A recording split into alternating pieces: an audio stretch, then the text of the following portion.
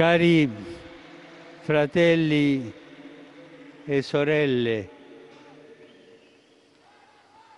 ieri ad Po koncu Arissa in molitve je Libano papež Frančišek spomnil na včerajšnjo beatifikacijo sirsko-katoliškega škofa mučenca Flavianusa Mihaela Malkeja v Libanonu. Ta je bil med strahovitim preganjanjem kristjanov pred stoletji neutruden branilec pravic svojega ljudstva. Vse je spodbujal, da ostanejo trdni v veri. Tudi danes, dragi bratje in sestre, so kristjani na Bližnjem vzhodu in drugod po svetu preganjani. Mučencev je več kot v prvih stoletjih.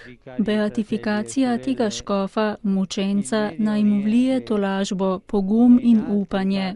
In naj bo tudi spodbuda zakonodajalcem ter vladajočim, da bi bila povsod zagotovljena verska svoboda. Mednarodno skupnost pa prosim, da bi naredila nekaj za prenehanje surovosti in nasilja. Sveti oče je prav tako spomnil na številne migrante, ki so med svojim strašnim potovanjem izgubili življenje v preteklih dneh.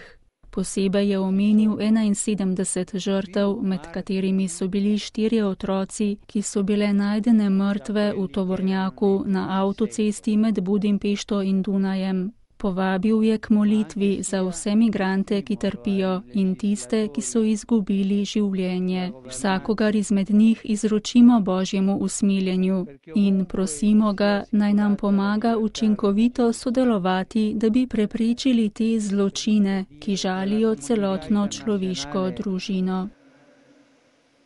Gli chiedo di fare qualcosa perché si ponga fine alle violenze e ai soprusi.